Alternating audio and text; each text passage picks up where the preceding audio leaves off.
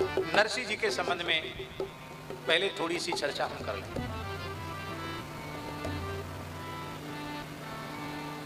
देवर्षि नारद जी, यह धरती भगवान की अवतार भूमि है, लीला भूमि है, ऐसा स्वीकार करके ब्रह्मलोक से इस धरती पर आए। लेकिन सर्वत्र कली के प्रचंड तांडव को देख करके देवर्षि नारद जी दुखी हो गए। उनको लगा कलिदावा नले नाद्य साधनम भस्मताम गतम। कलियुग के दावानल में सब साधन समुदाय जंगल, जैसे जंगल जल करके दावानल से भस्म हो जाता है, ऐसी सब साधन नष्ट हो गए। उसके विस्तार से वर्णन की जरूरत नहीं। तो नारद जी ने मन में सोचा कि भाई अभी अभी कृष्णावतार ब्रजभूमि में हुआ है, चलें थोड़ा ब्रजभूमि की ओर चलें। तो देवर्षि नारद जी जब ब्रजभूमि में आए, वृंदावन में आए, उनको बड़ी शांति मिली, क्योंकि भगवान श्री कृष्ण के अवतार को बहुत अधिक समय नहीं, 5500 वर्ष ही हुआ है। और ये उस समय की बात है जब कलयुग का आरंभ हुआ था। तो एक प्रकार से नारद जी तो जो उनके लिए तो 100-150 साल पुरानी बात थी, 100-125 साल पुरानी बात थी। तो वहां जैसे नारद जी आए तो उनको बड़ी प्रसन्नता का अनुभव हुआ। किंतु वहां भी ज्ञान गुदरी में उन्होंने एक दृश्य देखा। एक देवी रत्न वेदी पर विराजमान है, बड़ी बड़ी दिव्य देवियां सुंदरियां उसकी सेवा में उपस्थित हैं। दो वृद्ध उसके सामने पड़े हुए ऊर्ध्व श्वास ले रहे हैं, अंतिम श्वास ले रहे हैं।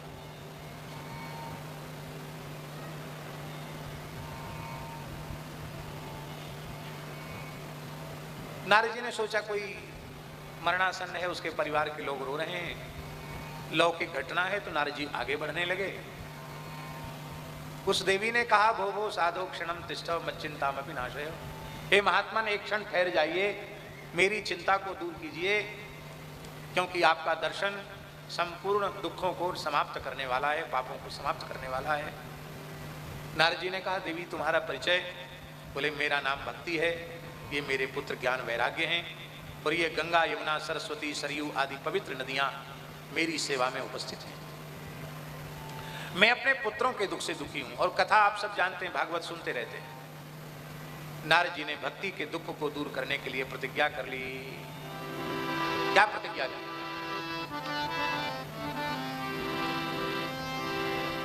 कलिना सदृशकोऽपि युगो नास्ति परानने तस्मिस्त्वां स्थापयिष्यामि गेहे गेहे जने जने। हे भक्ति महारानी, कलयुग के जैसा कोई युग नहीं है। उस कलयुग में घर घर में और जन जन में मैं तुम्हारी प्रतिष्ठा करूंगा। यदि मैंने ऐसा काम नहीं किया तो तदा नाहं हरेर दासो लोके त्वां न प्रवर्तये। यदि मैंने ऐसा काम नहीं किया तो मैं भगवान श्री हरि का सच्चा दास नहीं। नारद जी से पूछा, आप कैसे करोगे कलयुग में भक्ति का प्रचार? बोले, अन्य धर्मास तिरस्कृत्य पुरस्कृत्य महोत्सवान् तदा नाहं हरे दासो लोके त्वां न प्रवर्तये। बहुत प्यारी बात, बहुत प्यारी। वैष्णवेतर धर्मों को किनारे करके, दूर करके, महोत्सवों को प्रधानता देकर, ये उत्सव महोत्सव इसीलिए मैं घर घर में और जन जन में तुम्हारी प्रतिष्ठा करूंगा। यदि मैंने ऐसा नहीं किया तो मैं भगवान श्री हरि का सच्चा दास नहीं।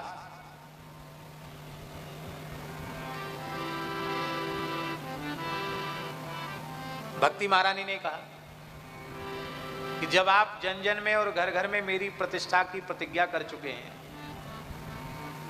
तो आप भी सुन लीजिए। न कदाचिद विमुंचामि चित्ते स्थास्यामि सर्वदा। मैं तुम्हारे चित्त में सदा अटल होकर रहूंगी, कभी तुम्हारे हृदय को छोड़कर बाहर नहीं जाऊंगी। इसका आशय समझे। जो घर घर में जन जन में भक्ति की स्थापना की प्रतिज्ञा कर लेता है उसके हृदय को छोड़कर भक्ति कहीं नहीं जाती है। और अब जब नारद जी ने प्रतिज्ञा कर ली तो प्रतिज्ञा करने वाला तो पूरी ताकत लगा करके, शक्ति लगाकर अपनी प्रतिज्ञा की पूर्ति में लगता है। तो श्री नारद जी की प्रेरणा से ही भगवान शंकर शंकराचार्य के रूप से आए, श्री नारद जी की प्रेरणा से ही भगवान श्री राम रामानंदाचार्य के रूप से आए, श्री नारद जी की प्रेरणा से ही लक्ष्मण जी महाराज श्री रामानुजाचार्य जी के रूप से आए, श्री नारद जी की प्रेरणा से ही श्री मध्वाचार्य, श्री विष्णु स्वामी आचार्य, श्री वल्लभाचार्य, श्री गौरांग महाप्रभु, श्री तुलसीदास जी, श्री अग्रदास जी, ये सब जितने संत हैं सबके मूल में नारद जी हैं। क्योंकि नारद जी को अपना काम करना है, घर घर में जन जन में भक्ति की स्थापना करनी है। तो एक समय तो ऐसा आया जिसे भारतवर्ष का भक्ति काल कहा जाता है इतिहास के अनुसार। उस भक्ति काल में तो सिद्ध संतों की, आचार्यों की, रसिकों की बाढ़ जैसी आ गई। ऐसा न होता तो जो स्वरूप सनातन धर्म का आज भी दिखाई पड़ रहा है, ये स्वरूप भी दिखाई न पड़ता है। जिनके द्वारा भक्ति की स्थापना हुई उन्हीं संतों की श्रृंखला में गुजरात की धरती को पवित्र करने वाले भक्तराज श्री नरसिंह मेहता जी हुए। बोलो भक्तराज श्री नरसिंह मेहता की जय। और नरसिंह जी के द्वारा विशेष भक्ति का प्रचार हुआ। क्यों? वो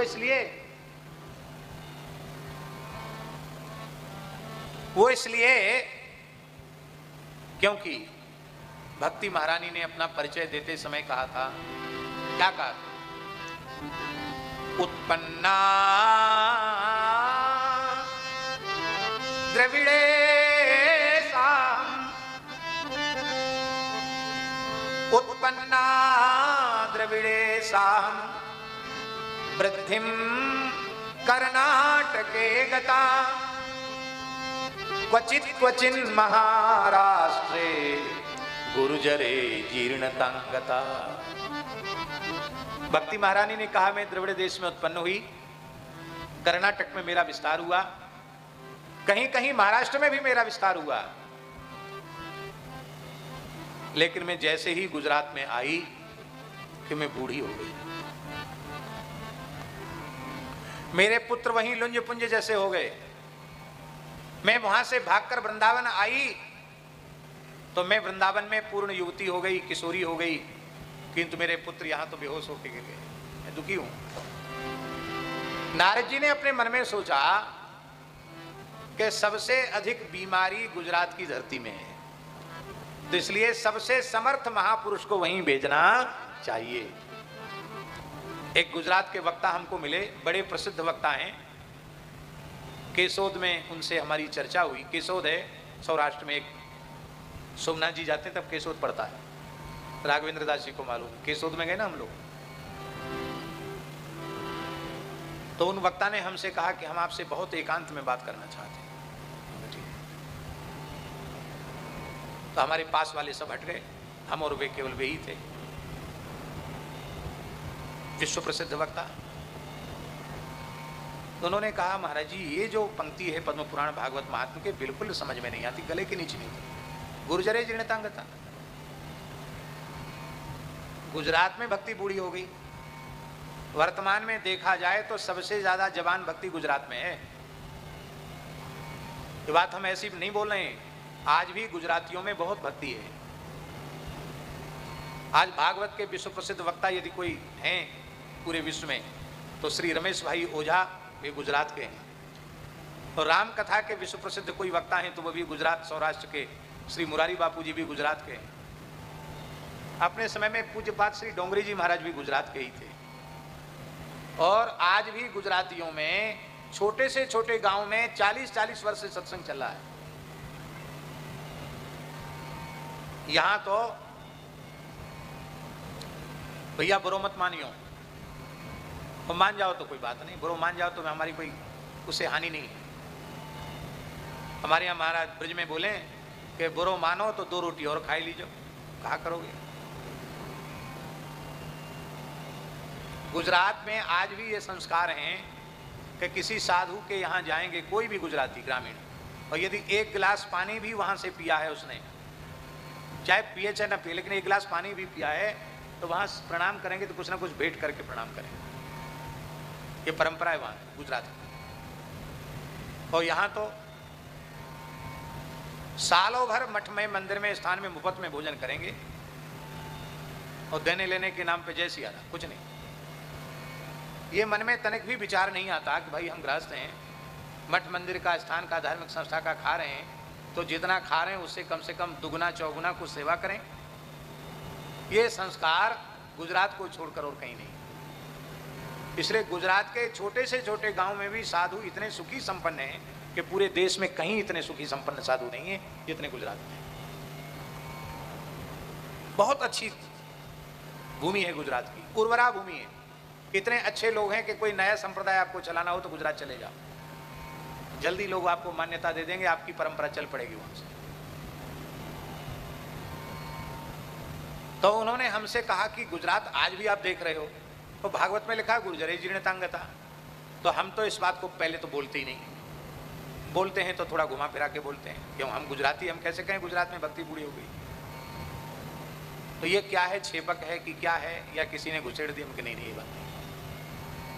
जिस काल में नारद जी और भक्ति महारानी का संवाद हुआ, उस काल में गुजरात की अवस्था वही थी, और इसका प्रामाणिक उल्लेख भक्तमाल ग्रंथ में श्री नाभा गोस्वामी जी ने किया है कि नरसिंह जी के जन्म के पहले गुजरात की स्थिति कैसी थी।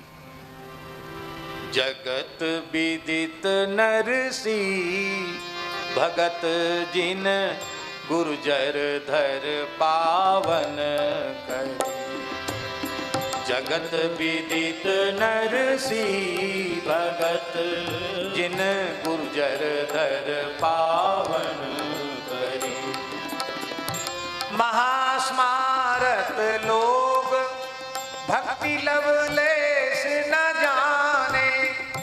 महास्मारत लोग भक्ति लवलेस न जाने।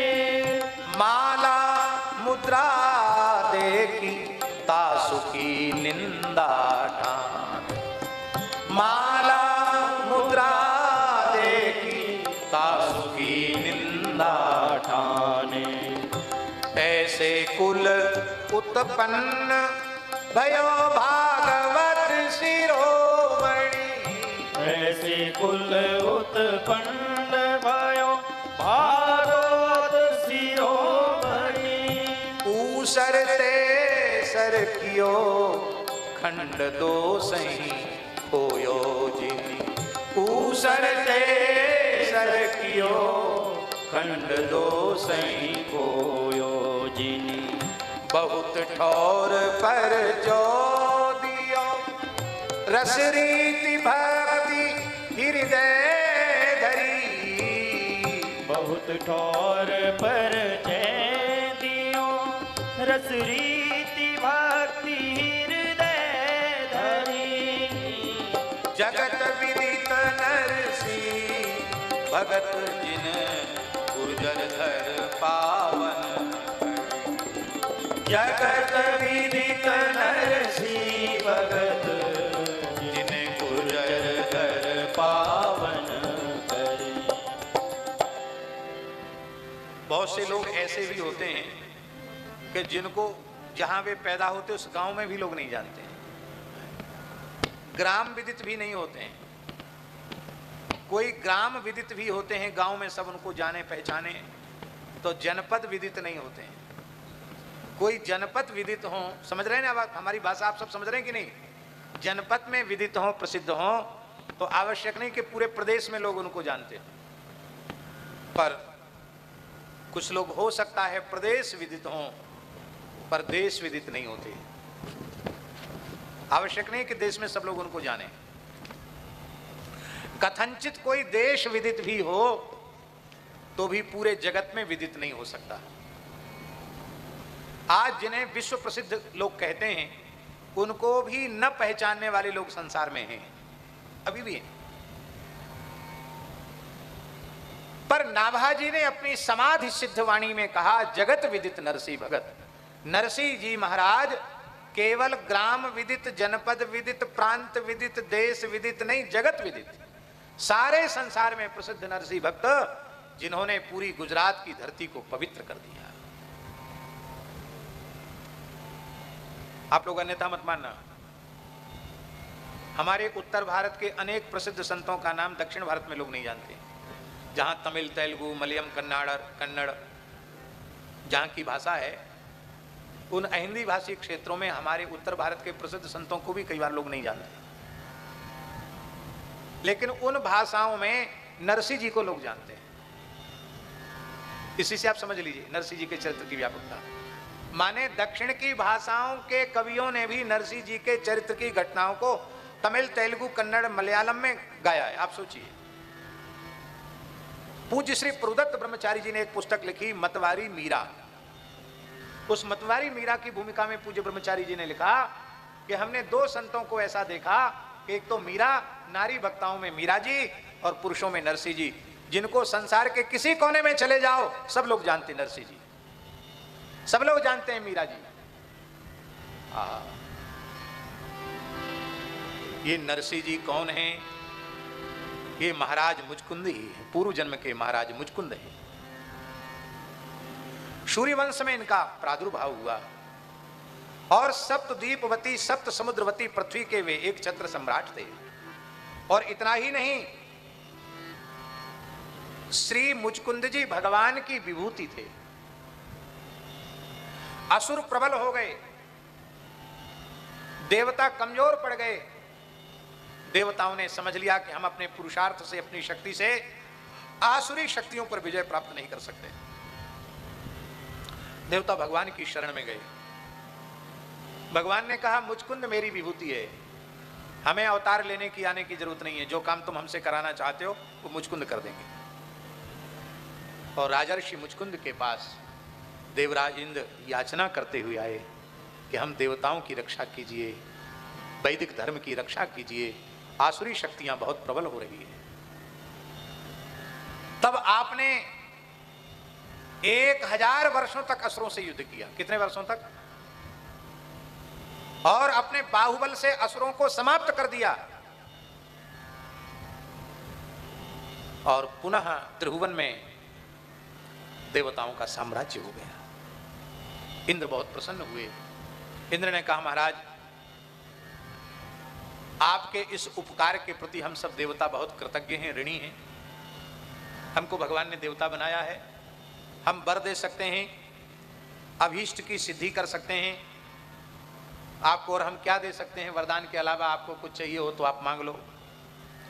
मुचकुंद जी बोले कि हमको कुछ नहीं चाहिए, हमने कुछ प्राप्ति की कामना से थोड़ी आपकी सहायता की। आप विजयी हो गए, संपूर्ण त्रिभुवन पर देवताओं का साम्राज्य हो गया, यही मेरी उपलब्धि है, मुझे कुछ नहीं चाहिए। बस ये बात जरूर है कि मैं युद्ध में बहुत श्रमित हो गया। महाराज जी, मुचकुंद राजर्षि में बल कैसा होगा आप सोचिए। 1000 वर्ष तक बिना खाए पिए और सोए लगातार लड़ते रहे आप। 1000 साल तक सोए नहीं, कुछ खाया नहीं, कुछ पिया नहीं, क्योंकि असुर मायावी, वो दिनों रात युद्ध करने वाले। पर इन्होंने हार नहीं मानी। 1000 वर्ष तक बिना खाए पिए सोए 1000 वर्ष तक लड़ते रहे। बोले अब हमको बहुत जोर से सोने की इच्छा हो रही है। ऐसा होता है, व्यक्ति जब बहुत अधिक श्रमित होता, काम पूरा होता तो सो जाते हैं। देखा होगा अब तो ब्याह की पद्धतियां बदल गई। नहीं तो पहले चकिया धराई का न्योता होता, घर घर से बड़ी बड़ी चकिया आती, महीनों से पहले तैयारी होती, गुंडी, भगोना, परात, दहेज में क्या क्या देना है, दाइजे में क्या क्या देना है, सब पहले से इकट्ठा माताएं करती थी। और बेटी का ब्याह होता तो सोना खाना सब भूल जाते। और जब बेटी की विदा हो जाती थी तब फिर बाप, बड़ा भाई फिर तान दुपट्टा सो जा, भैया अब हमें कोई छेड़ना नहीं, अब हमें ठीक से सो लेने दो। क्यों? 3-4 दिन हो गए हम सोए नहीं। ऐसा होता कि नहीं होता? तो आप विचार करो, युद्ध जैसे काम में लगे, बिना खाए पिए सोए। उन्होंने कहा हमको सोने की इच्छा है, हम ठीक से सो जाएं, विश्राम हमको मिल जाए। देवताओं ने कहा कि मुचकुंद गुफा में जाकर तुम विश्राम करो। एक गुफा बता दी। इस गुफा के बारे में अनेक मत हैं। धौलपुर वाले तो कहते हैं कि धौलपुर में मुचकुंद गुफा है, वहाँ मुचकुंद जी विश्राम के लिए आए। और बुंदेलखंड वाले कहते हैं कि ललितपुर के पास जो मुचकुंद गुफा है, बेतरवती के किनारे, वहाँ मुचकुंद जी आए। पर हम बेतरवती किनारे वहाँ गए हैं मुचकुंद गुफा में, गंगादास हमको लेके गए थे। वो जगह देख के लगता है कि यहाँ जरूर सोने आए होंगे मुचकुंद जी। और उधर गुजरात वाले कहते हैं कि गुजरात में सोए, कहीं भी सोए हों, सोए जरूर, ये बात पक्की है। तो मुचकुंद जी महाराज जब सोने के लिए अपनी गुफा के निकट आए तो उनके मन में पश्चाताप शुरू हो गया कि 1000 वर्ष से हम केवल युद्ध करते रहे, अब सो रहे हैं, भजन कब करेंगे? और जीवन का कोई भरोसा नहीं है। लेकिन अब इतनी जोर की नींद है कि क्या करें, कैसे करें? सोते सोते जन्म गमाया, सोते सोते जन्म गमाया। सब सोते सोते मलुकदासी का पद। सोते सोते जन्म गवाया। मन में दुखी हो रहे थे, उसी समय देवर्षि नारद जी का दर्शन हो गया। महर्षि पर्वत और देवर्षि नारद जी का दर्शन हो गया। मुचकुंद जी ने प्रणाम किया, कहा आप दुखी क्यों है, विश्राम में जाइए। बोले हमारा जीवन व्यर्थ चला गया, पहले तो राजधर्म के पालन में लगे रहे, फिर युद्ध में लगे रहे, अब नींद आ रही है, भजन कब करेंगे? बोले हम तुम्हें ऐसी पद्धति बता देते हैं कि तुम्हारी निद्रा ही तुम्हारा भजन बन जाएगा। और श्री नारद जी ने उनको द्वादशाक्षर विद्या का उपदेश किया, द्वादशाक्षर वासुदेव मंत्र का उपदेश किया और कहा कि बस तुम जब लेटो तो लेटकर चतुर्भुज स्वरूप का ध्यान करना, और ओंकार आरंभ में, फिर नमः पद, फिर भगवत शब्द से चतुर्थी का एक वचन, फिर वासुदेव शब्द से चतुर्थी का एक वचन। इस प्रकार से वासुदेव मंत्र का श्वास प्रश्वास के क्रम से उच्चारण करना। और श्वास लेते समय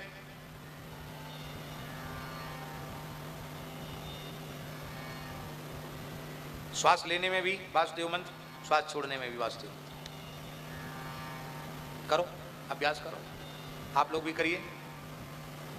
श्री सीताराम श्री सीताराम श्री सीताराम श्री सीताराम श्री सीताराम श्री सीताराम। ऐसे श्वास प्रश्वास के क्रम से आप अनुसंधान करते करते सोइए। आप जब सवेरे जगेंगे आपको अपनी श्वासों में श्री सीताराम श्री सीताराम श्री सीताराम श्री सीताराम, आपका पूरे निद्रा का समय भजन में बदल जाएगा। संतों की कृपा न हो, युक्ति न सीखो तो भजन के समय भी पूरा मन तूफान करेगा, दसों दिशाओं में भटकेगा, माला हाथ में रहेगी, मन हाथ में नहीं रहेगा। माने कृपा न हो संतों की, गुरुजनों की, तो जागृत अवस्था में भजन नहीं बन पाएगा। और सदगुरु भगवान की कृपा हो जाए, संत की कृपा हो जाए तो निद्रा भी आपके जीवन की साधना बन जाएगी, उपासना बन जाएगी, भजन बन जाएगा। एक दोहा याद कर लो।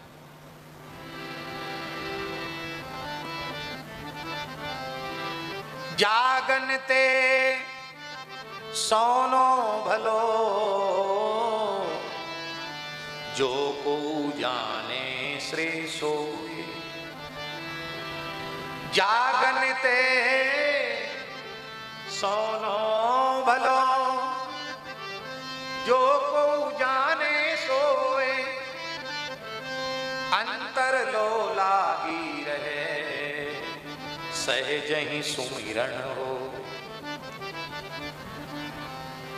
जग के बैठे हैं, और दूसरे की बुराई भलाई में सब समय बर्बाद कर रहे हो, गुण दोष की चर्चा में, काली निंदा काली निंदा।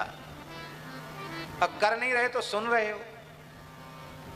इससे अच्छा तो भैया तान दुपट्टा सो जाओ, सो जाओगे तो कोई कुछ नहीं सुनाएगा, भली नींद ना आ रही हो, ऐसे ही झूठ मूठ का है।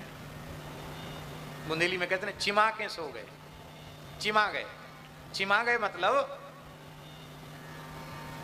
कहते बे तो चिमाने परे, चिमाने परे माने सो बिल्कुल नहीं रहे, पर सोने का ऐसा नाटक कर रहे हैं कि खूब हिलाव डुलाव पर जगेंगे नहीं। ऐसे चिमाने परे जो हो ना, उनके हथेली पे धधकता हुआ अंगार धर देना चाहिए, तो पता चले कि ये सो रहे हैं कि नहीं सो रहे हैं। सब मक्कर भूल जाएंगे। तो अच्छा है चिमाने परे, पर भीतर से भगवान का स्मरण चल रहा है। श्वास श्वास में नाम रट, वृथा श्वास मत खोए, ना जाने आश्वास को आवन होए। आप हमारी बात मान के करके देख लो। नाम जब तीव्र ध्वनि से करते हुए आप सो जाओ, जब आप जगेंगे तो वही नाम आपकी वाणी से निकलेगा। निद्रा के बीच का समय भी भजन का हो जाएगा। पर सीताराम सीताराम करके तो सोना नहीं है, मोबाइल देख के सोना है, उसमें रील चलानी है, तो फिर सवेरे जल्दी जगोगे नहीं। हम हंसाने के लिए नहीं कह रहे हैं और न मनोरंजन के लिए बोल रहे हैं। इस मोबाइल नामक यंत्र का अत्यधिक दुरुपयोग इस समय हो रहा है। कलयुग को बढ़ाने में सारे समाज को शर्मसार कर देने वाली घटनाओं के मूल में मोबाइल है। हमारा शासन है नहीं और हम चलाना भी नहीं चाहते, लेकिन कथनचित मन के लड्डू तो कोई भी खा सकता है। कथनचित हमारे हाथ में शासन आ जाए, तत्काल हम मोबाइल को समाप्त कर दें, बंद ही कर दें। और मोबाइल देश में रहे तो वैसा मोबाइल रहेगा जो केवल सुन सकते हो। ये जो उंगली फिरा फिरा के जो सब चलाते हैं ना दुनिया भर, ये सब बंद हो जाए, बंद कर दें। कहीं आप लाखों साल पीछे चले जाएंगे, भैया पीछे रहना ठीक है, पर अपने सदाचार को, अपनी सभ्यता को गंवा करके आधुनिक बनना अच्छा नहीं है। साधुओं का पतन हो रहा मोबाइल से, विद्यार्थियों का पतन हो रहा मोबाइल से। दुनिया की सबसे गंदी से गंदी वस्तु मोबाइल में। अच्छी वस्तु का आप कितना उपयोग कर रहे हैं?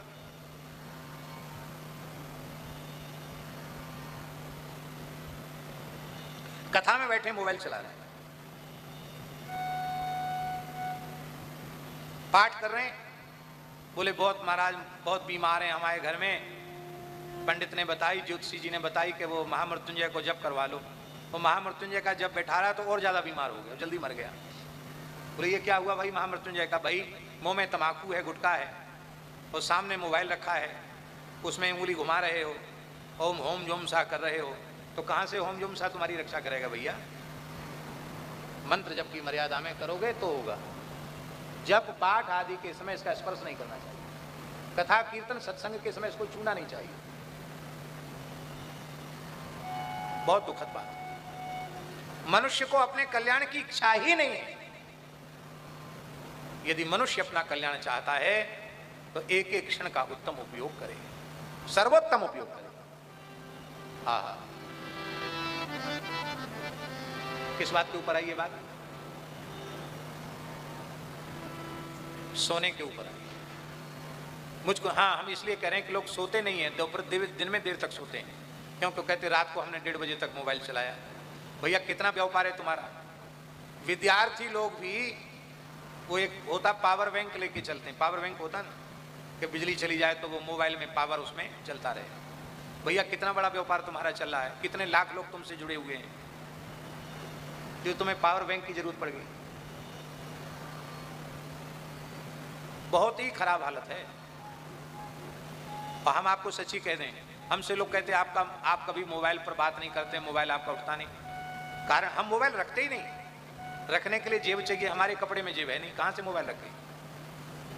हाँ मोबाइल है, दूसरे लोग रखते हैं, उनके पास उपयोग होता है। अत्यंत अत्यंत अत्यंत आवश्यक हो किसी महापुरुष से बात करना तो हम बात करते हैं। क्यों नहीं करते आप लोग बात? कहते आप लोग सब तो महात्मा लोग अपना मोबाइल नंबर लोगों को देते हैं, कार्ड देते हैं, आप क्यों नहीं करते बात? हम बात करने लग जाएं तो पूरी दुनिया में इतने संपर्क जुड़ चुके हैं, केवल भारत में नहीं पूरे संसार में, कि जितनी कथा हम 4 घंटे 6 घंटे बोलते हैं उससे ज़्यादा हमको मोबाइल पर बोलना पड़ेगा, हम पगला जाएंगे। इसलिए सबको कह दिया गया भैया मोबाइल से बात नहीं होगी, आपको दर्शन करना, प्रत्यक्ष दर्शन करो, मिलो, अनुकूल अवसर होगा तो बात होगी। मोबाइल का प्रयोग नहीं करते और बड़े सुखी हैं। हाँ, समाचार सुन लेते हैं मोबाइल में, वो समाचार भी रेडियो वाला समाचार, और वो भी एक महापुरुष की आज्ञा हमको हुई, उन्होंने हमसे वचन ले लिया कि आप रोज समाचार सुनोगे, नहीं तो कम से कम एक बार अखबार देखोगे। आप उनका नाम जानते हैं, पूज्य आचार्य श्री धर्मेंद्र जी, जो पंचखंड पीठाधीश्वर, माने हम समझते हैं भारतवर्ष में हिंदू सनातन धर्म का ऐसा वक्ता और कोई दूसरा नहीं था जैसे पूज्य आचार्य धर्मेंद्र जी थे। इतने प्रखर वक्ता थे, ओजस्वी वक्ता थे। आचार्य श्री रामचंद्र जी वीर के पुत्र, राम मंदिर के आंदोलन में पूरे देश को जगाने में उनकी बहुत महत्वपूर्ण भूमिका रही है। बड़े वो बहुत स्नेह रखते थे। वो हमारे पास आए, बोले हम आपके पक्के श्रोता हैं, टीवी पर कोई कथा नहीं छोड़ते हम। बहुत वृद्ध थे, बोले लेकिन हमें एक आपसे शिकायत है, आज्ञा करो। तो उन्होंने कहा कि पहले हमको वचन दो कि हम आपके वचन की पूर्ति करेंगे, तब हम बोलेंगे, नहीं तो हम नहीं बोलेंगे। हमने कहा पहले बताओ आप क्या करें? बोले नहीं, हम ऐसी कोई उटपटांग बात नहीं बताएंगे, आप वचन दे दो। मैंने कहा ठीक है, वचन देते हैं। बोले देखो, आप जैसे संतों को देश काल का ज्ञान जरूरी है, क्योंकि जहाँ कथा कीर्तन सत्संग के माध्यम से जीवों को भगवान से जोड़ा जाता है, उसी प्रकार से कथा कीर्तन सत्संग के माध्यम से ही देश में यदि कोई विघटनकारी शक्तियाँ आ रही हैं या कोई ऐसी घटना है, तो राष्ट्र को, समाज को, उसके चरित्र को जगाने की जिम्मेवारी भी आपकी है। तो आप राजनीति का कोई विषय नहीं लेते, ये शिकायत हमारी नहीं है, लेकिन संसार को कभी कभी क्या मार्गदर्शन की आवश्यकता है वो तो होना चाहिए। वो तब होगा जब आपको देश में क्या हो रहा है ये पता चलता रहेगा। तो आप ये शुरू कीजिए। तो हम ये प्रयास करते हैं, कई बार नहीं व्यस्तता में सुन पाते हैं तो एयरपोर्ट पर भी इनको कहते हैं अखबार, उनकी बात याद करके। हमको ना रेडियो सुनने का व्यसन है ना अखबार पढ़ने का, लेकिन एक महात्मा को वचन दे दिया तो बात याद आ जाती है हमको, भैया आचार्य जी ने कहा था, एक बार देख लो। कम से कम उपयोग कीजिए। नर श्री मुचकुंद जी सो गए, द्वादशाक्षर का जब श्वास प्रश्वास के क्रम से करते हुए और भगवान का ध्यान करते हुए मुचकुंद जी सो गए। बहुत ध्यान से सुने, कब सोए? सतयुग में सोए। और जगे कब? इसलिए तुम बहुत पीछे हो, कोई चिंता नहीं करना। सतयुग में सोए और 28वीं चतुर्युगी के द्वापर के अंत में जब कृष्णावतार हो रहा है, द्वारिका मथुरा लीला हो रही है, तब जगे। जैसे प्रातः स्मरण किया जाता है ऐसे रात्रि स्मरण भी किया जाता है। सुखपूर्वक शयन के लिए मुचकुंद जी का स्मरण करके सोना होता है। और जब जगे तो मुचकुंद जी ने क्या देखा? सामने उनके भगवान खड़े हैं। आप कथा तो जानते हैं ना, काल यवन को मुचकुंद की दृष्टि से भस्म करा दिया, क्योंकि देवताओं ने कह दिया था जो तुम्हें जगाएगा और तुम्हारी पहली दृष्टि जिस पर पड़ेगी वो जलकर खाक हो जाएगा। और काल यवन भस्म हो गया। भगवान द्वारकाधीश चतुर्भुज श्री कृष्ण सामने प्रकट हो गए। उस समय मुचकुंद ने भगवान की स्तुति की और कहा, भगवान ने कहा कि देखो तुम तो इसी शरीर से मुक्त हो, लेकिन मेरी इच्छा है कि तुम्हारे द्वारा कलिकाल में भक्ति का प्रचार हो। तो अब कलयुग में तुम ब्राह्मण कुल में, नागर ब्राह्मण वंश में, जूनागढ़ में तुम्हारा जन्म होगा और मैं तुम्हारे द्वारा मेरी भक्ति का बहुत प्रचार प्रसार होगा।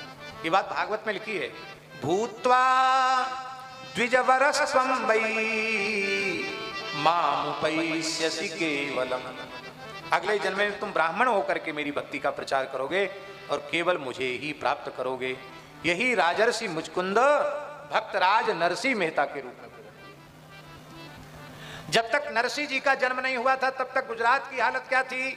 महास्मारत लोग भक्ति लवलेश न जाने। भक्ति का लवलेश भी नहीं। माला मुद्रा देखी तासु की निंदा टाए। तिलक देख लें, कंठी देख लें, धनुष बाण शंख चक्र की मुद्रा देख लें तो उसकी निंदा करने लग जाते थे। ऐसे लोगों के बीच में नरसिंह जी प्रकट हुए। ऐसे कुल उत्पन्न भयो भागवत शिरोमणि, भागवत शिरोमणि प्रकट हुए। ऊसर ते सर कियो खंड दोष ही खोयो जिनी। पूरी गुजरात की भूमि ऊसर हो चुकी थी, वहां कोई भक्त ही जन्म नहीं लेता था, पर नरसिंह जी ने ऐसा अद्भुत कार्य किया कि पूरी गुजरात की भूमि उपजाऊ हो गई। अब गुजरात में जो पैदा होगा वो संत ही होगा, ऐसा बना दिया गुजरात को। ऊसर ते सर कियो खंड दो सही खोयो जिनी, बहुत ठौर पर चौदियो। इस कराल कलिकाल में भक्तराज नरसिंह मेहता के सामने भगवान श्री कृष्ण ने 52 बार प्रकट होकर लीलाएं की। कितनी बार? लोग कहते कलयुग में भगवान का प्रत्यक्ष दर्शन नहीं होता। रे महाराज, दर्शन की चलो। नरसिंह जी के लड़के की बारात लेकर भगवान गए। नरसिंह जी की दोहित्री का भात भगवान ने भरा। नरसिंह जी की लड़की के विवाह में भगवान दहेज लेकर के गए। कहां तक कहा जाए? बहुत ठौर पर चौदियो रसरीति भक्ति हृदय धरी।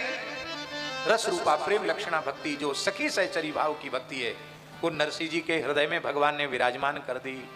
जगत विदित नरसिंह भगत जिन गुर्जर धर पावन करी। ऐसे जगत विदित नरसिंह भक्त ने गुजरात की धरती को पवित्र कर दिया। अब नरसिंह जी की चर्चा हम कल ही करेंगे ठीक से, क्योंकि आज समय पूर्ण हो रहा है और लोगों को अपने अपने घरों में भी जाना है।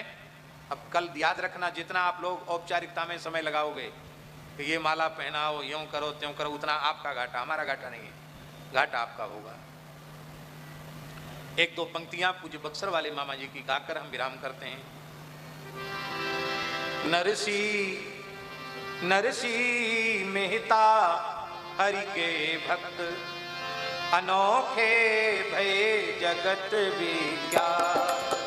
नरसिंह मेहता हरि के, सभी गाइए। अनोखे भय जगत विख्यात, हाँ भय जगत विख्यात। अनोखे भय जगत विख्यात, हाँ भय जगत विख्यात।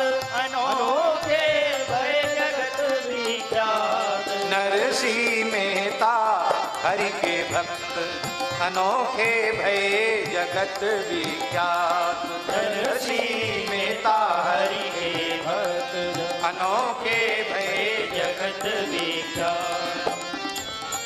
पूर्व जन्म उत्तम संस्कारा, पूर्व जन्म उत्तम संस्कारा। नागर विप्र वंश अवतारा, नागर विप्र वंश अवतारा। नगर जूनागढ़ गुर्जर देश, नगर जूनागढ़ गुर्जर देश। जहाँ नहीं भक्ति भाव को लेस, जहाँ नहीं भक्ति भाव को लेस। प्रचुर कलयुग पाखंड प्रवेश, प्रचुर कलयुग पाखंड प्रवेश। गुरुजर प्रदेश भाव भक्ति को न लेस, जहाँ विपुल कलेश दीख भरे दोष भरे नर नारी के।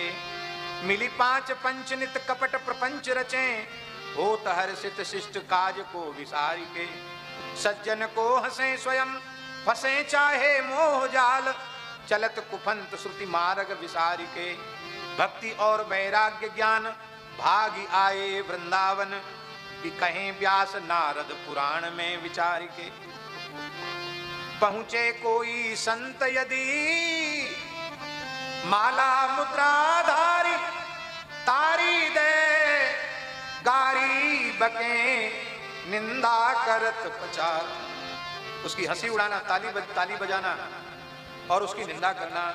धनी नरसिंह जिन भक्त किए अस पाखंडी गुजरात, धनी नरसिंह जिन भक्त अस पाखंडी गुजरात। हाँ अस पाखंडी गुजरात, हास पाखंडी गुजरात। नरसिंह मेहता हरि के भक्त अनोखे भये जगत विख्यात। नरसिंह मेहता हरि के भक्त अनोखे भये जगत विख्यात। सीताराम सीताराम सीताराम जय सीताराम। सीताराम सीताराम